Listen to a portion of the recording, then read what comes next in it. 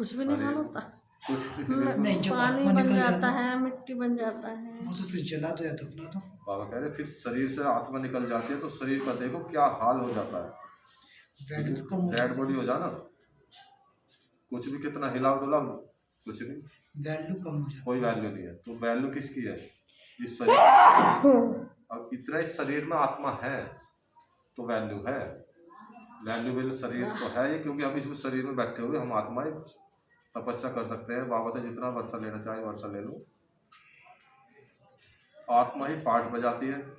कितनी बड़ी विचार की बात है। सारी दुनिया के एक्टर्स आत्माएं अपनी एक्ट अनुसार ही पाठ बजाते हैं। कुछ भी फर्क नहीं पड़ सकता, वो बहु सारी एक्ट फिर से रिपीट हो रही है, इसमें संशय कर नहीं सकते। हर एक की बुद्धि में फर्क पड़ सकता है। बाबा कह रहे हर एक की बुद्धि में फर्क पड़ सकता है, क्योंकि आत्मा तो मन बुद्धि सहित है ना। सबकी बुद्धि मन सबकी अलग अलग है, इससे सिद्ध होता है कि सब आत्माएं अलग अलग है। जो इस टाइम एक आत्मा सोच रही दूसरी नहीं सोच रही। बच्चों को मालूम है कि हमको स्कॉलरशिप लेनी है तो दिल अंदर खुशी होती है।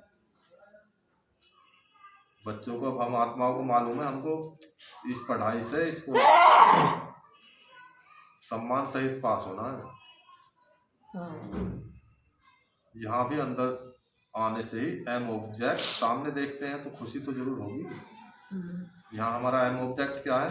हमारा मुख्य उद्देश्य है लक्ष्मी नारायण का फोटो देखते हैं, हम देखते हैं कि हम ऐसे बनेंगे।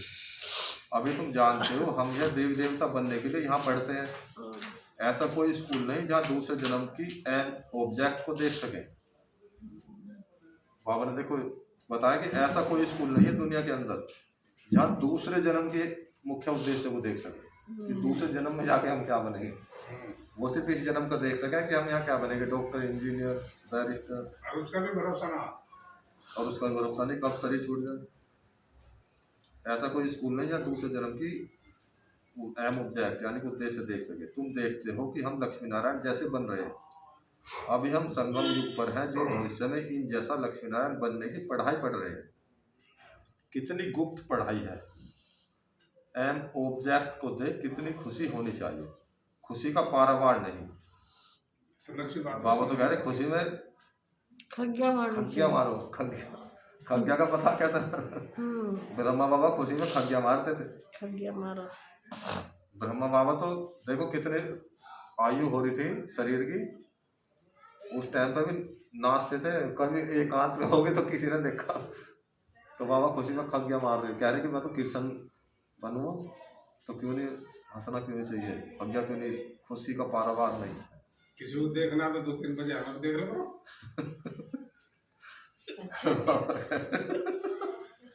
2-3 बजे पे तो पूरा घंटा जागना पड़ेगा, पता नहीं कौन सी घड़ी है वो। कह रहे हैं किसी को और देखना हो तो यहाँ आकर देख लो, सभी जो भी मुरली सुन रहे हैं ऑनलाइन में।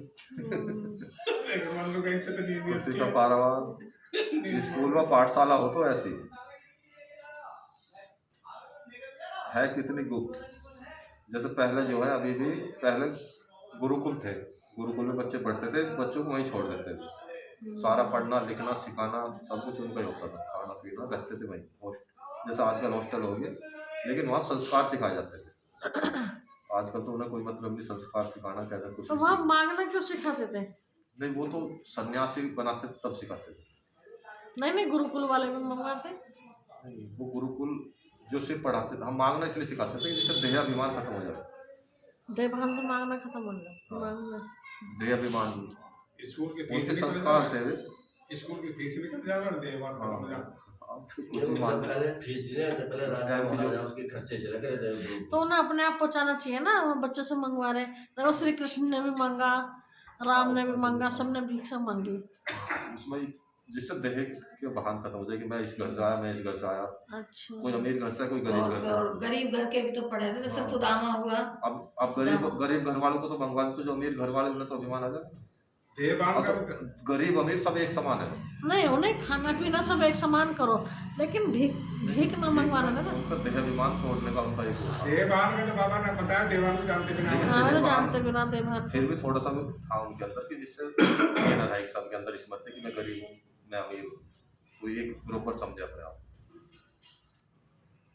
तो बाबा कह रहे स्कूल व पाठशाला हो तो ऐसी कैसी जैसी बाबा की है। मुरली सुन रहे हो जो मधुबन गए थे? मधुबन वाला इसमें कोई ना मधुबन वाले मुरली नहीं सुन रहे आज? कोई नहीं सुन। जो आज अभी गए शाम थे। को रह रहे सारा माता है नहीं है। तो सबसे बड़ी हमारी पाठशाला मधुबन में है, जहाँ से ये तो शाम को भी चला करो मुझे मुझे पाठशाला है। फैक्ट्री क्या बजे पौने शाम को 7 7 बजे। तो बाबा कह रहे है कितनी गुप्त, परंतु जबरदस्त पाठशाला है।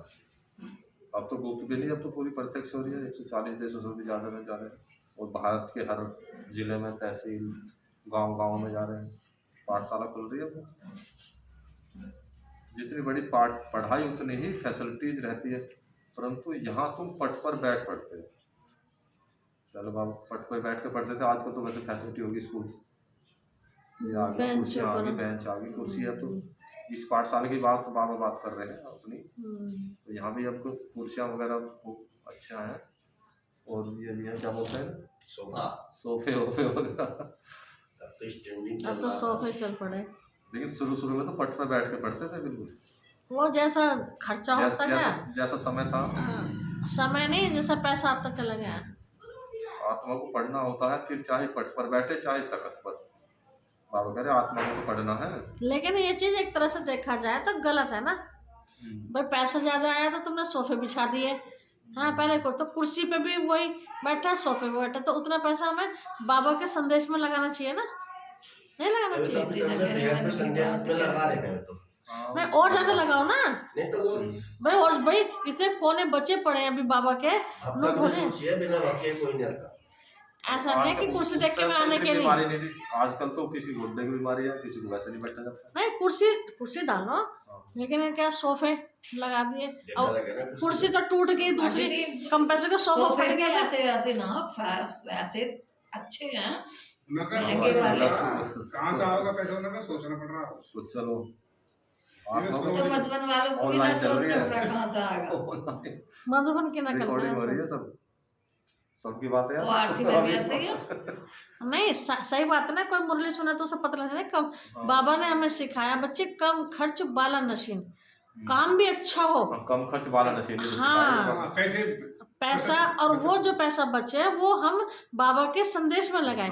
कोई भी आत्मा रह ना जाए संदेश के बिना, कोई घर ना रह जाए। यानी एरिया तो हमने कवर कर लिया, लेकिन घर कितने कवर करें ये देखें हम। कोई भी घर ना रह जाए। कोई भी आत्मा न रह जाए। हाँ